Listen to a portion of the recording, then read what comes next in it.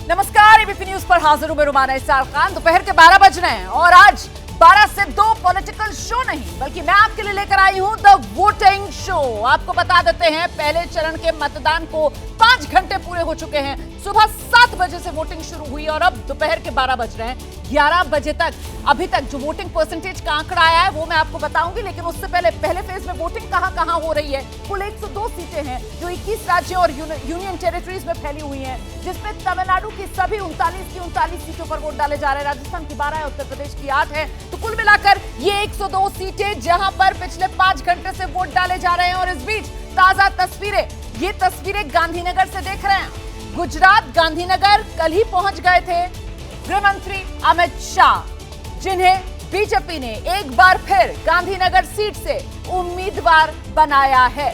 देखिए 12:40 ये वो शुभ मुहूर्त है जब अमित शाह अपना पर्चा दाखिल करेंगे, नामांकन करेंगे।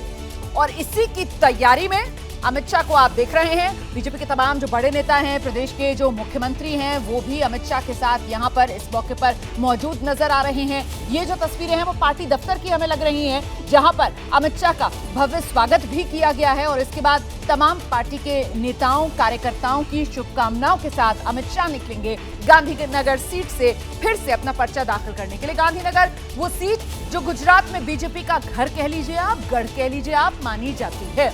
बीजेपी के जो बड़े कद्दावर नेता, जिसमें लाल कृष्ण आडवाणी, उनकी तो ये एक तरीके से सीट बनी रही। यहां तक कि अटल बिहारी वाजपेयी ने भी इस सीट से जीत दर्ज की। और अब बीजेपी की उसी विरासत को आगे बढ़ाने का काम इस गांधीनगर सीट से अमित शाह कर रहे हैं।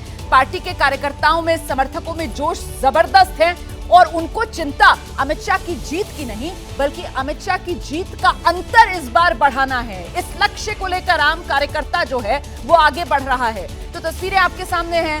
अमित शाह को आप देख रहे हैं, भूपेंद्र पटेल बैठे हुए हैं गुजरात के मुख्यमंत्री अमित शाह के ठीक बराबर में। और ऐसे में बीजेपी के जो अन्य नेता वरिष्ठ गुजरात के, वो सब यहां पर मौजूद हैं। जल्दी से एक रिएक्शन लेते हैं। हमारे साथ स्टूडियो में 2 वरिष्ठ पत्रकार मौजूद हैं। जी दत्तन सर हमारे साथ मौजूद हैं, विजय त्रिवेदी जी हमारे साथ मौजूद हैं। आज 12:40 वो शुभ घड़ी आई जब अमित शाह को नामांकन दाखिल करना है। विजय जी जल्दी से एक रिएक्शन, फिर मैं ग्राउंड पर लेकर चल रही हूँ रिपोर्टर के पास। रोमाना जी, गांधीनगर जो सीट है, अमित शाह का पॉलिटिकल करियर ही वहाँ से शुरू हुआ है। गांधीनगर में 91 में जब लाल कृष्ण आडवाणी चुनाव लड़ने पहुंचे थे तो उनके political agent, election agent Amit Shah थे। तो वहाँ से उनका भारतीय जनता पार्टी के साथ एक्टिव पॉलिटिक्स का करियर शुरू हुआ। और फिर वो जब तक आडवाणी जी वहाँ पर रहे, उनके इलेक्शन एजेंट के तौर पे, पॉलिटिकल एजेंट के तौर पे काम किया। और फिर पिछली बार चुनाव में उन्होंने भारी जीत हासिल की, 5 लाख से इसीलिए तो बीजेपी कहती है कि साहब हम हैं पार्टी विद अ डिफरेंस, क्योंकि हमारे यहाँ जो एक आम कार्यकर्ता होता है, अगर वो बढ़िया काम करे तो फिर उसके पास मौका होता है शीर्ष तक पहुंचने का। और एक तरीके से उसकी मिसाल बनकर यहाँ पर इसी गांधीनगर सीट से सामने आपके अमित शाह उदाहरण के तौर पर सीधे आपको ग्राउंड पर लेकर चलेंगे। हमारे साथ हमारे सहयोगी नीरज पांडे इस वक्त मौजूद हैं। नीरज, कल रोड शो करते हुए देखा हमने अमित शाह को उन सीटों पे जो इस गांधीनगर लोकसभा के अंतर्गत आती हैं। हमने बीजेपी के समर्थकों का, कार्यकर्ताओं का उत्साह देखा, 400 पार का नारा सुना। अब आज 12:40 वो शुभ घड़ी आएगी जब नामांकन दाखिल करेंगे अमित शाह। नीरज पांडे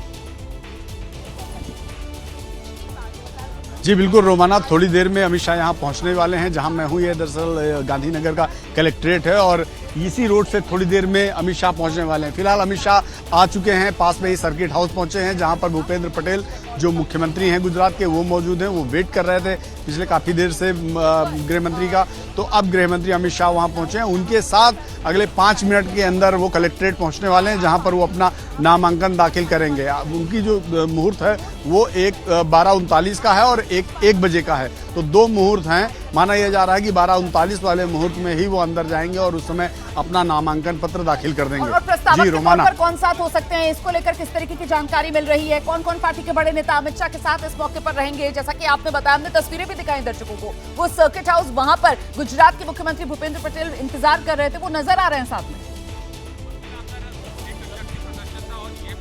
जी बिल्कुल, 4 लोग उनके साथ होंगे उस समय।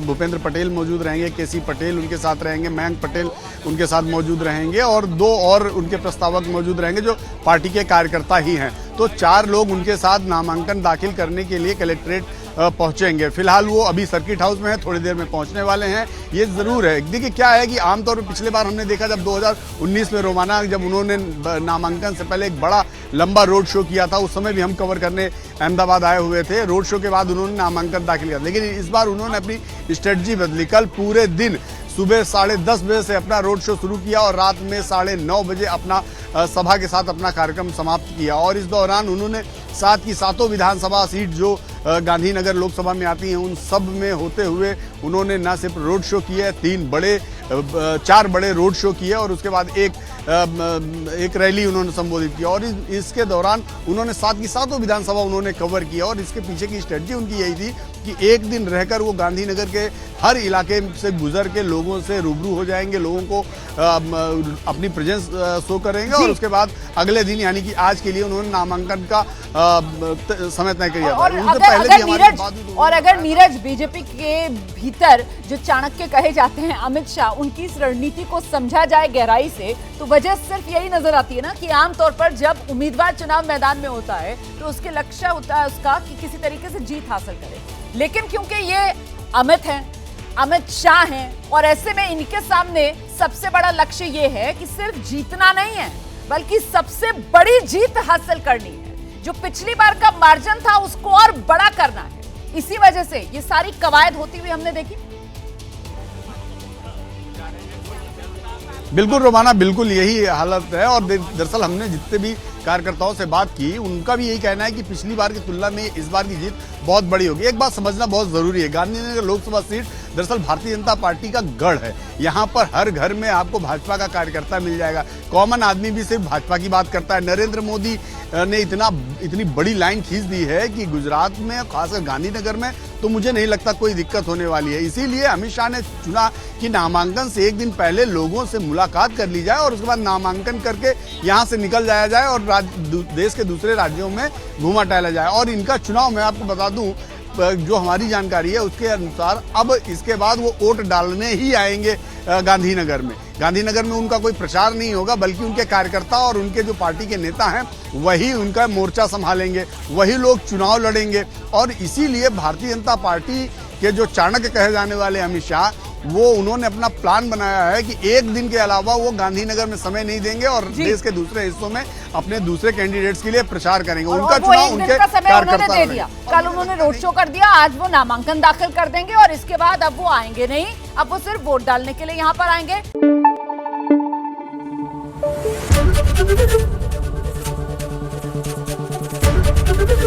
एबीपी न्यूज आपको रखे आगे।